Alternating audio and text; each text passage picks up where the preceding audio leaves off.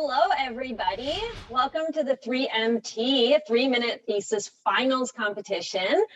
Thank you so much for being here. I'm Dr. Vivian Stamatopoulos. I'm a faculty member here at Ontario Tech University. This is one of my favorite events to MC, so I'm very happy to be back.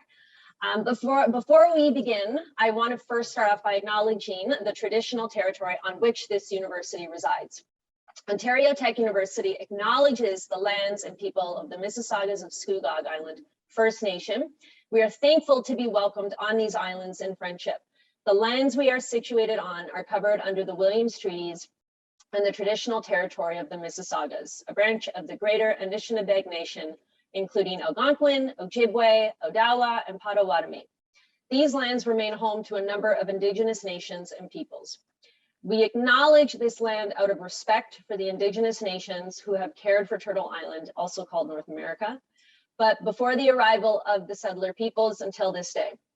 Most importantly, we remember the history of these lands has been tainted by poor treatment and a lack of friendship with the First Nations who call them home. This history is something we are all affected by, as we are all treaty people in Canada. We have a shared history to reflect on, and each of us is affected by this history in different ways. Our past defines our present, but if we move forward as friends and allies, then it does not have to define our future. Now, please help me in welcoming Dr. Stephen Murphy, our lovely President and Vice Chancellor of Ontario Tech, to open our 2022 3-Minute Thesis Finals competition. Thank you so much, Vivian. And good afternoon. I'm thrilled to be attending the 10th annual 3-Minute Thesis and welcome you all here to hear about the innovative research being done by our graduate students. Welcome to our participants, to our community and industry partners, to our judges, to our faculty, to our staff. As people know, the 3MT has become an important annual event here at Ontario Tech, as we strive to make our university a place that celebrates knowledge, collaboration, and innovation while having some fun in the process.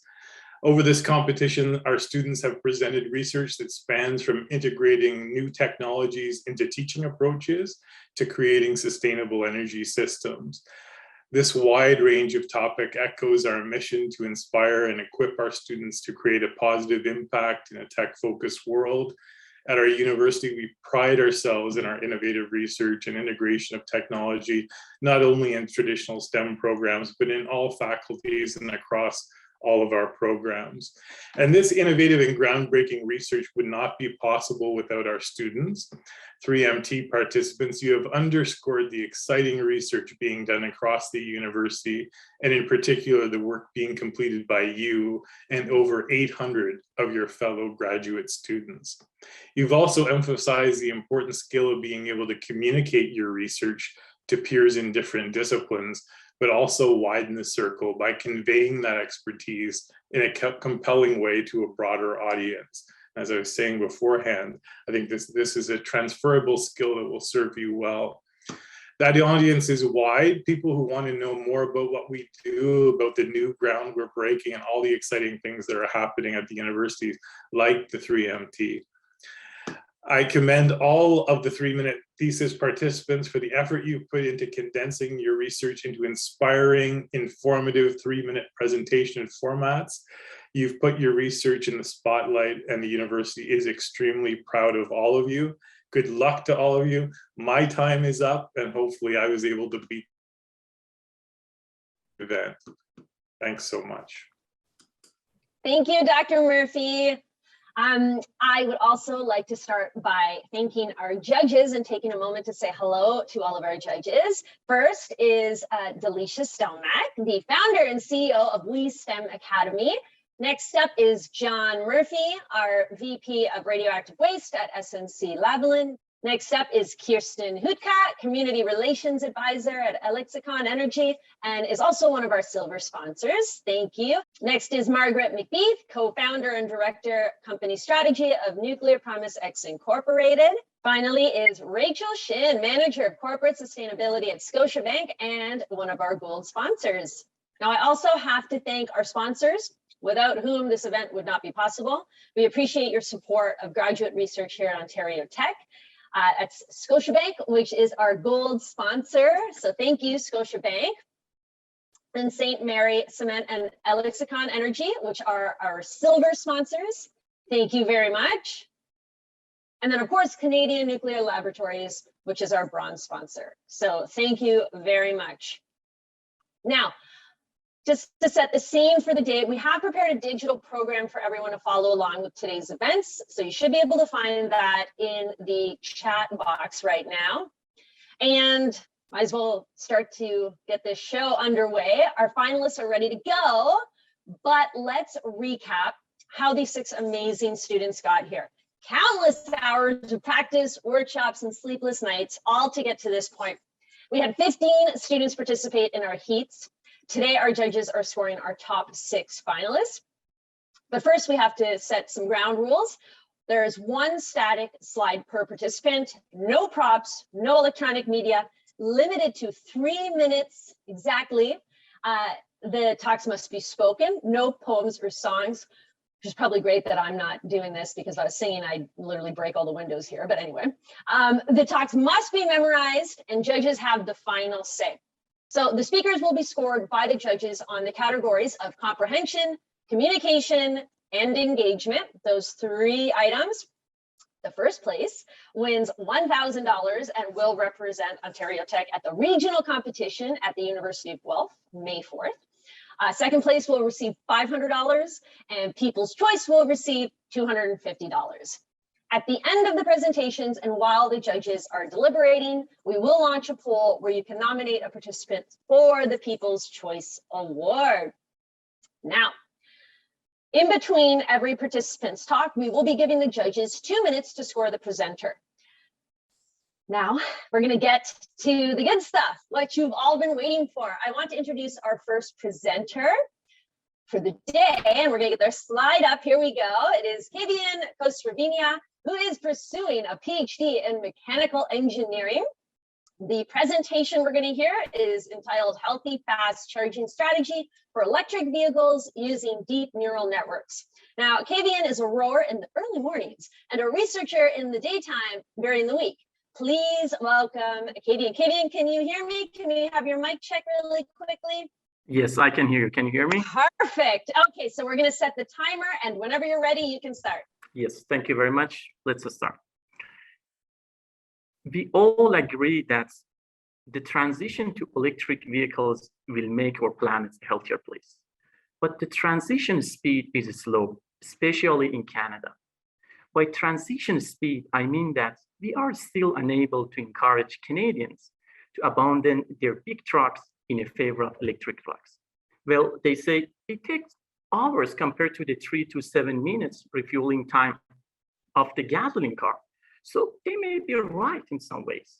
Therefore, the goal here is to increase the charging speed by offering the extreme fast charging, which allow an electric vehicle to recharge to 80% of the full capacity in less than 15 minutes with the least degradation.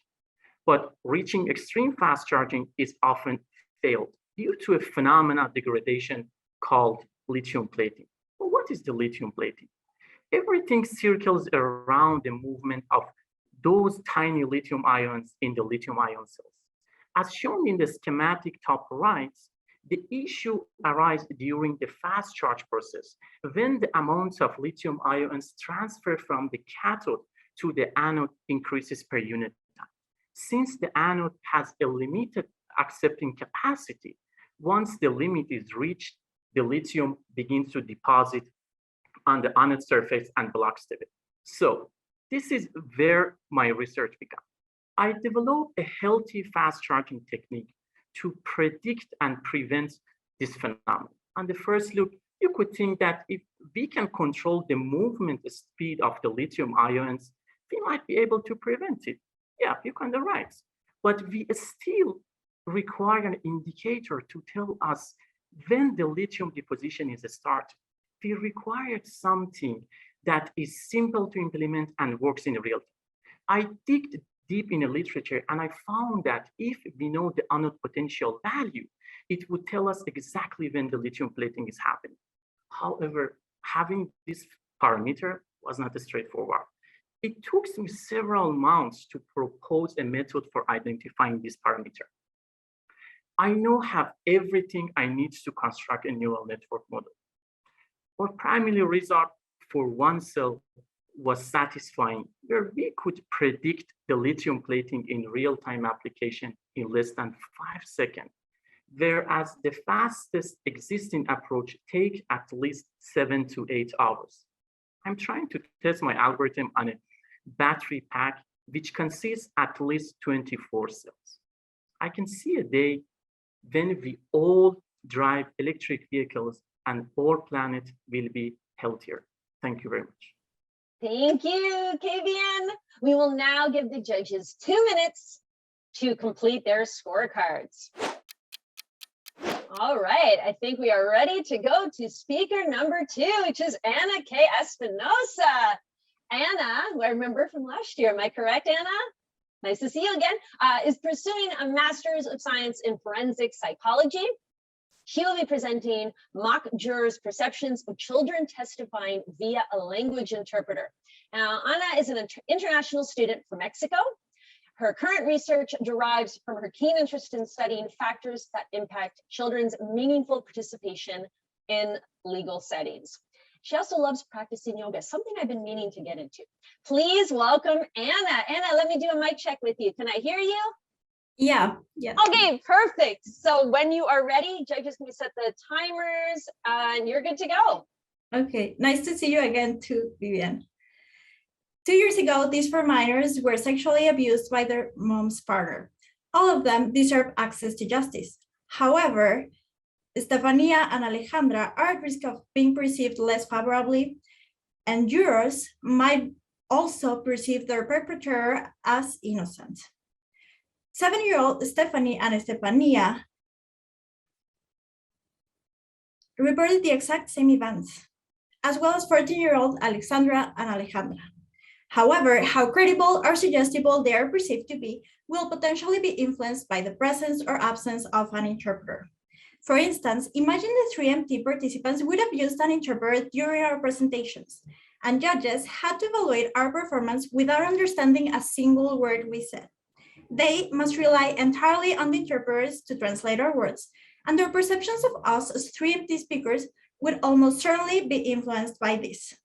It is predicted that by 2036, almost 50% of the minors in Canada will be foreign-born or born to foreign-born parents, thereby increasing the likelihood of interpreter-mediated interviews in legal settings.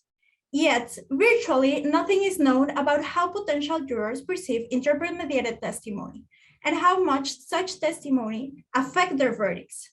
Given the lack of other types of evidence in sexual abuse cases, we must typically rely on the witness's testimony to solve and prosecute such crimes.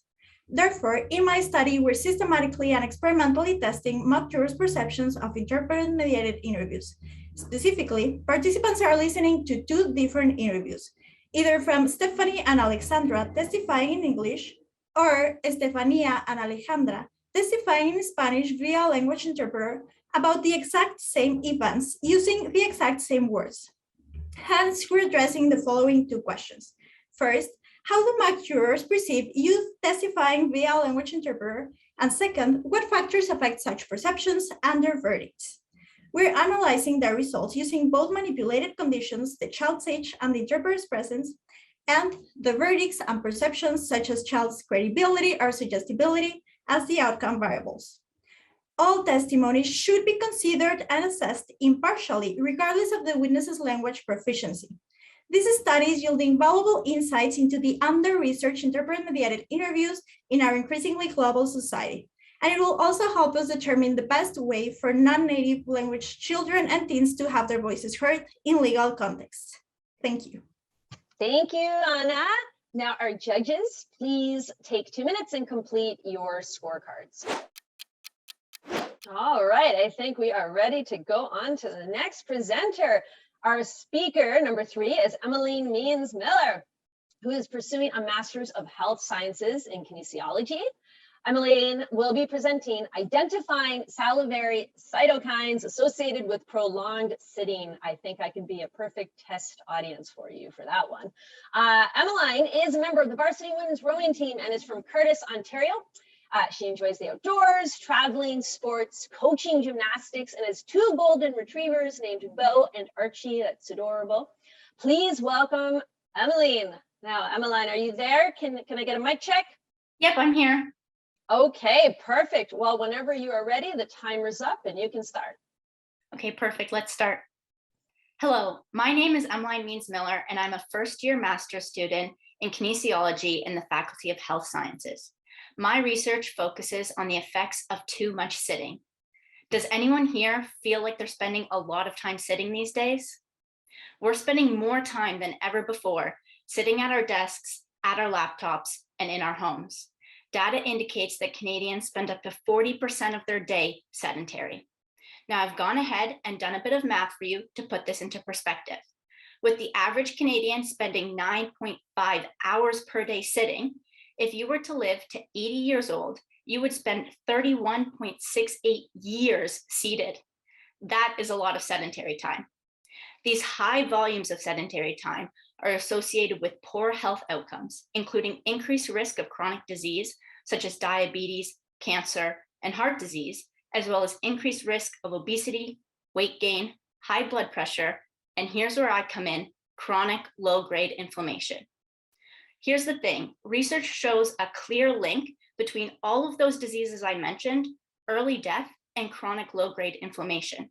But if we move more, we can actually bring that low-grade inflammation down. The issue is most of us aren't moving enough. So how much do you have to move in order to bring that low-grade inflammation down? That is exactly what I would like to answer. In my study, we have participants complete a baseline exercise test and provide a saliva sample that we use to test for inflammatory markers. They then complete 2 sessions in random order. One is a prolonged sitting session where they sit for 4 hours with no movement allowed. We literally wheel people to the bathroom. In the other session, it's an interrupted sitting session. So they sit for 4 hours, but every 30 minutes, we interrupt them with 3 minutes of moderate intensity walking. Saliva samples from the beginning and end of these sessions will be compared. The most novel aspect of my research is how we are collecting the samples using saliva rather than blood and what we are doing with them. Saliva is an easy to collect bodily fluid that tells us loads of information about our physiology. In this case, it can tell us how our bodies respond to sitting and to moving. We will be using microarray kits to test small volumes of saliva against dozens of different markers. With this, we hope to identify which markers have the greatest response to small volumes of movement. Now, how many of you are hoping that 3 minutes of walking every half hour will be enough to prevent you from developing tons of chronic illnesses? We hope so too, but you'll have to stay tuned for results. In the meantime, let's err on the side of caution and start moving just a little bit more. Thank you. Wow, thank you, Emmeline. I don't know what everyone else is doing, but I'm going for a walk right as soon as this is done. Judges, please take 2 minutes to complete your scorecards. All right, welcome back. Now our 4th speaker is Cassandra Dion-Lariviere. Cassandra is pursuing a Master's of Science in Forensic Psychology.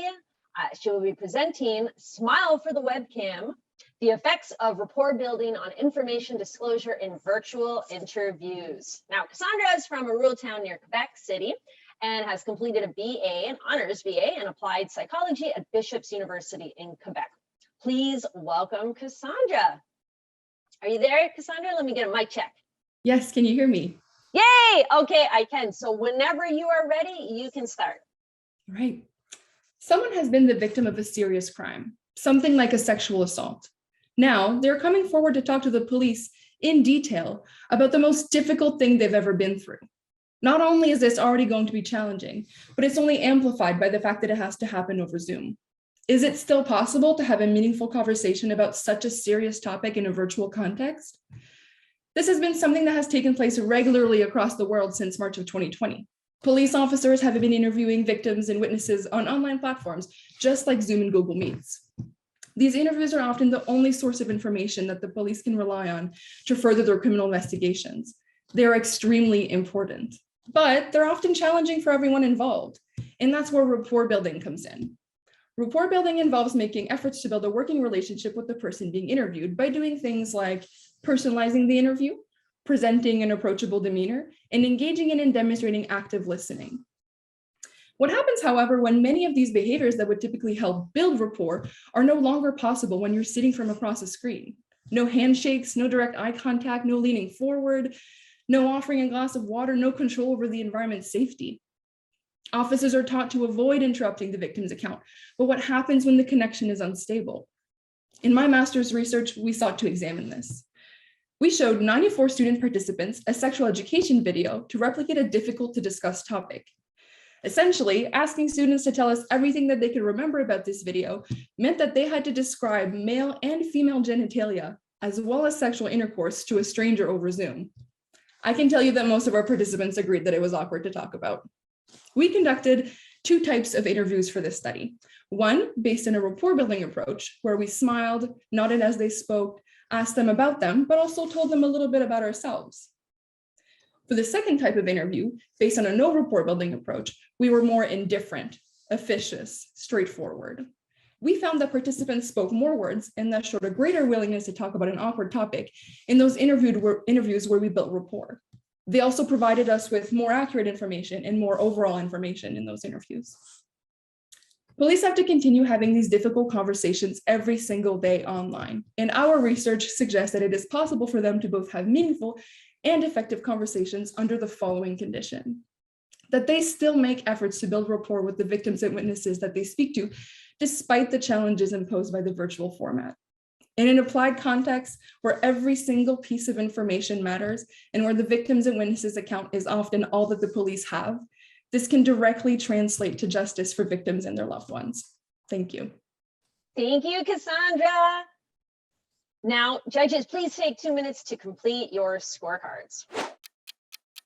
All right, on to the next speaker, Danielle Bates. Danielle is pursuing a Master's of Health Sciences in Kinesiology, and she will be presenting Moving Towards Inclusive and Engaging Physical Education for Girls.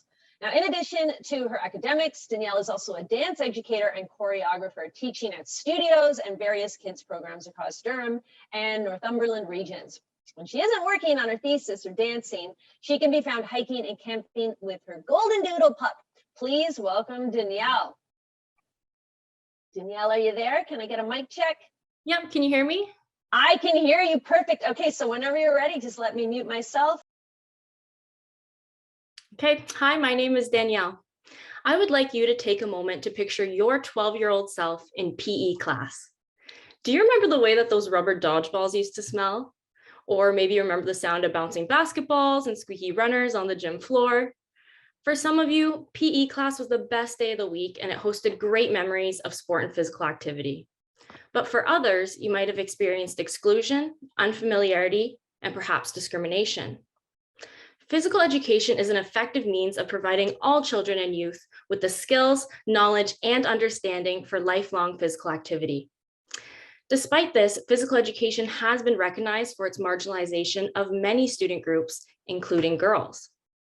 Now, I do recognize that teaching physical education is no easy job. Imagine facilitating sports and activities every other day for 20 to 30 energetic children with various abilities, talents, and interests. And on top of that, it's also expected that PE is fun, inclusive, and evidence-based. Considering that, a surprising fact is that 63% of elementary PE classes in Canada are not taught by PE specialists, which means that most of the time, generalist teachers are teaching PE with no specialized knowledge, training, or support. Additionally, research has shown that some teachers are still using outdated teaching practices that perpetuate gender stereotypes and the notion that girls are inferior in physical activity contexts. Not surprisingly, to this day, some girls continue to become disengaged during PE and lose interest in physical activity as they age. Now, despite this, there is a plethora of research that has generated evidence-based teaching practices that can include girls in physical education. For example, we know that valuing student voices, promoting healthy peer relationships, and using gender inclusive language are effective ways to welcome girls in PE. However, translating this knowledge from research to practice has yet to be done. To our knowledge, there are no professional development opportunities or ongoing support for teachers with the aim of challenging gender inequity in physical education. So that's where my research comes in. We're exploring the professional development needs of teachers to teach inclusive and engaging PE for girls. We're conducting a qualitative inquiry using focus groups and interviews to gather information on teachers' knowledge, attitudes, and practices. We will then make recommendations for future professional development opportunities that can support our teachers in supporting our girls. Professional development for teachers is the next step in moving towards inclusive PE for girls, because we've known that gender bias exists within sports and physical education for decades. So now it's time to support our teachers if we want to see real comprehensive change across all classrooms. Girls deserve to be included and valued in physical education so that they can experience the benefits of a healthy and active life and never have to doubt that they belong in any physical activity opportunity. Thank you. Thank you, Danielle.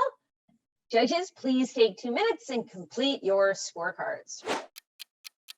All right, last but not least, our final speaker for the day, Mir Afghan Telpur, who is pursuing a Master's of Science in Computer Science and will be presenting improving image matting through deep learning. Now, Afghan is a biology graduate, a computer science graduate, and an award-winning filmmaker, because you know, why not?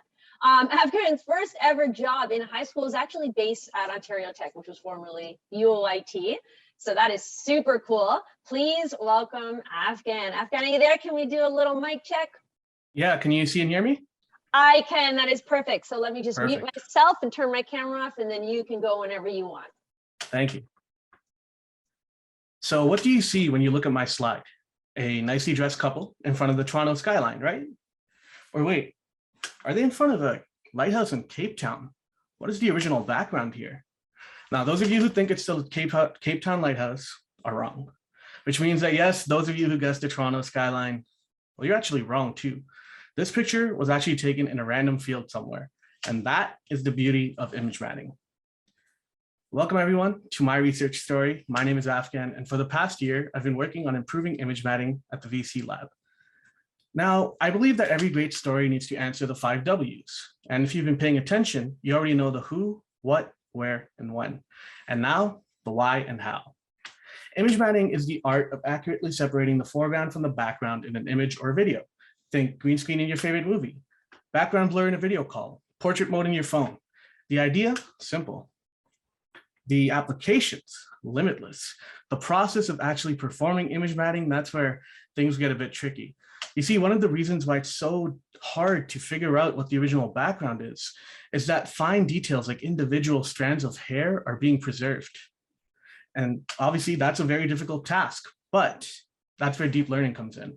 We can train a model by showing it thousands upon thousands of examples. We say, here's an image, and here's a perfectly separated foreground. And eventually that model learns to recognize patterns. It can say, hey, that looks like a strand of hair. And from what I've learned, that should be in the foreground. And one way that we're improving image matting is by using an efficient tool which eliminates the need for any additional inputs. So all you have to worry about is snapping that perfect photo. And although we're only using that tool in the beginning of our network in the first stage, that tool is the main technique that Google Meet uses for its entire background blurring process. You see, there's a tough balance to strike between efficiency and accuracy. Usually the better one is, the worse the other. And although this tool is incredibly efficient, it only gives you a rough outline of the foreground. But that works perfectly fine for Google Meet. Their main goal is a passable real-time foreground separation. Whereas our main goal, on the other hand, is to retain those fine details like hair to give you the perfect foreground separation. And thankfully, there have been many advances in deep learning technologies and model designs that we can use for creating more accurate and efficient image matting models. And I strongly believe that there will be a day in the near future when you could take a picture in your office or in your backyard and you can be transported instantly to, let's say, Cape Town with a simple press of a button. And the result's so seamless that no one will second guess it. And if you've been paying attention, you now know the why and the how. Thank you. Thank you, Afghan. Now our judges will take the final 2 minutes here to score their cards. All right, everyone. That concludes our presentations for the day. Now we're entering deliberation time. Our judges are going to take 20 minutes to deliberate everything they've heard and seen today. During this period, we also will be launching the poll in the chat box for the People's Choice Award. Please select your choice for that winner, the People's Choice Award, and we will announce whoever wins that award after the break. So stay tuned. All right, welcome back, everyone. Before we get into the winners, I have to take a moment to apologize to Michelle Johnson. Please, if you're there, if you can just give us a wave. You're one of our lovely judges, and you're also the president of the Society of United Professionals. And I don't know how I missed you when I was introducing everyone. So I'm sorry about that. Hello. You get a special shout out now. I'm sorry. So there's Michelle for you. Okay, everyone. First, I want to thank you for coming and engaging in this event. It's always one of my favorites. 3MT is just a wonderful collaboration of our school community, and for that we thank you for taking the time. A huge thanks to our participants. What you have achieved over the past few days is no easy feat, and we know that. Thank you for helping to create another successful 3MT competition. You made our Ontario Tech community proud with your dedication and your passion for excellence in research. And now, the part you've all been waiting for. You don't want to hear me talk, the winners. So please help me in welcoming Rachel Shin, our gold sponsor from Scotiabank, who will be presenting the winners for People's Choice, runner-up, and first place. Rachel. Hi, everyone.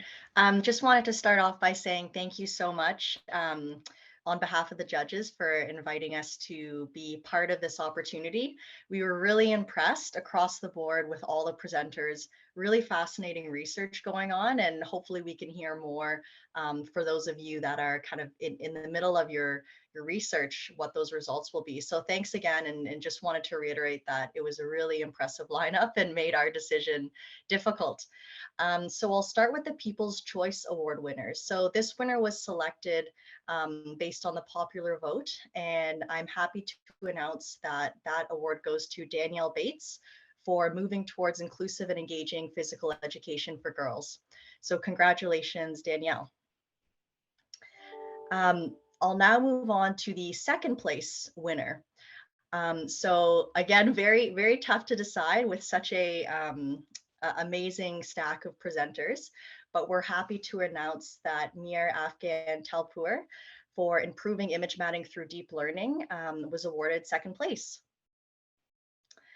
And finally, I'm just doing myself a little drum roll on the side of my desk here, but we're very pleased to announce first place goes to Emmeline Means-Miller for their presentation identifying salivary cytokines associated with prolonged sitting.